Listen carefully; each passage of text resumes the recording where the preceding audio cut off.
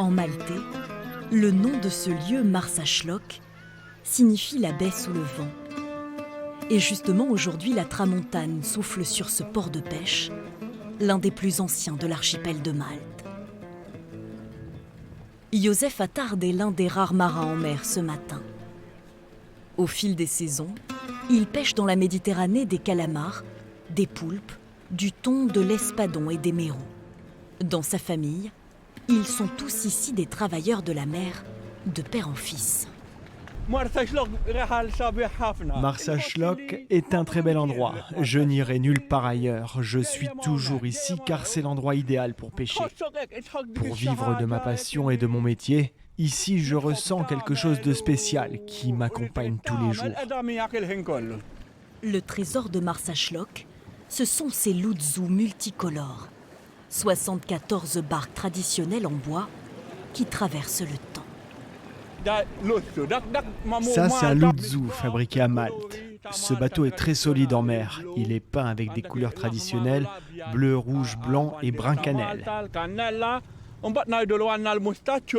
Sur l'avant du bateau, il y a un œil pour la chance, la protection et éloigner le mauvais œil. Si vous prenez soin de votre bateau, il prend soin de vous. Près de 200 pêcheurs sont basés à Marsaxlokk. Et parmi eux, il y a un ami de Joseph, Emmanuel Muscat, qui revient du large avec un casier bien rempli. Tu as pêché des poulpes? Oui, à 11 km au large. Je vais les amener vivants au marché. Le marché de Marsaxlokk est l'un des plus réputés de Malte.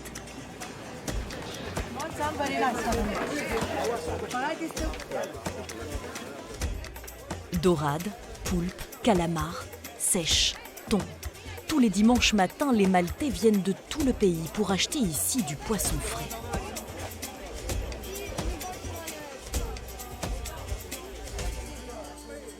Seulement 2? Oui, très bien. Très bien. 5 €. Notre poisson est frais et local. Il est pêché par mon père. Les hommes s'occupent de la pêche et les femmes de la vente. Tout se fait en famille.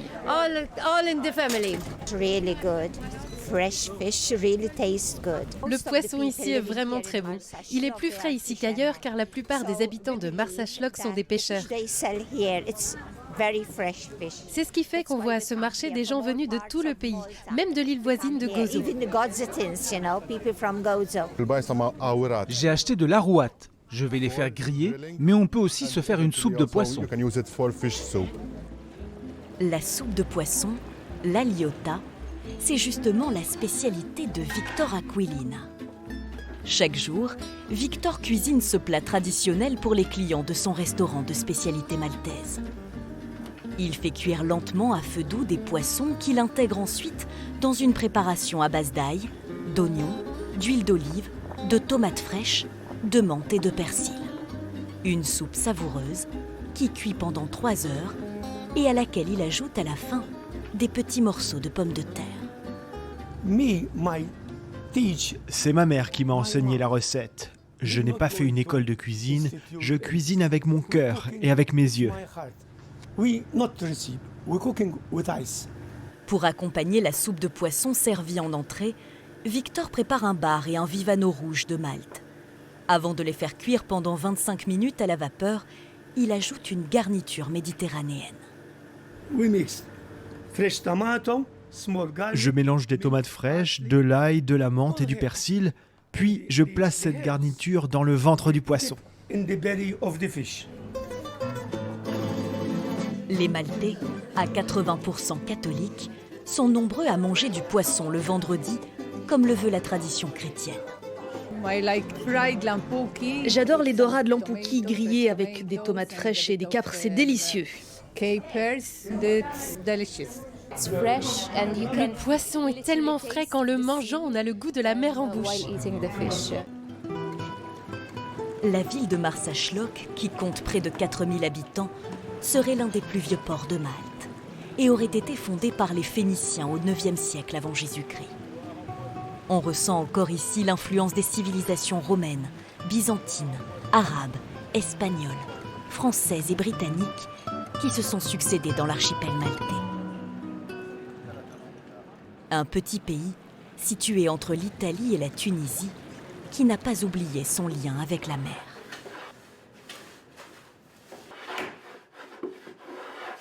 À 8 km de Marsaxlokk, dans la ville de Kalkara, Andrea Del Ceppo est l'un des derniers fabricants de bateaux traditionnels de Malte. Il est en train de donner vie à cette embarcation traditionnelle, faite avec des bois exotiques, du frêne et du teck.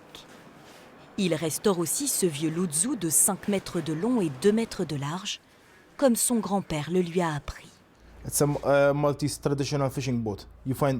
bateaux de pêche traditionnels maltais, on ne les trouve nulle part ailleurs. Leur conception est très spécifique.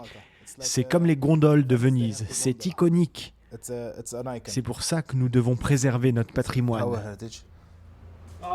Salut Andrea. Ah, bonjour.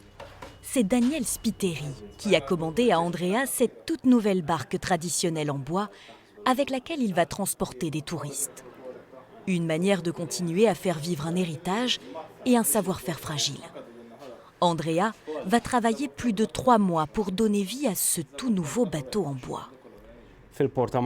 Autrefois, dans le grand port de la Valette et dans le port de Marsamxett, les bateaux comme celui-là servaient à faire des allers-retours dans le port pour transporter des passagers. Ma passion, c'est de faire en sorte que ces bateaux continuent à exister. Ce qui est beau quand je fais ces bateaux, c'est que je les crée à partir d'une page blanche. Je fais le dessin, je le fabrique et quand il est mis à l'eau, c'est comme avoir un enfant. C'est ma propre création. Tout ce que j'ai dans ma tête, je le concrétise avec mes mains. Des rêves qui prennent forme sur le papier, puis dans le bois, avant d'être façonnés par le tumulte de la Méditerranée. Des trésors du patrimoine qui continuent de faire vivre les pêcheurs de Malte et l'histoire de l'archipel.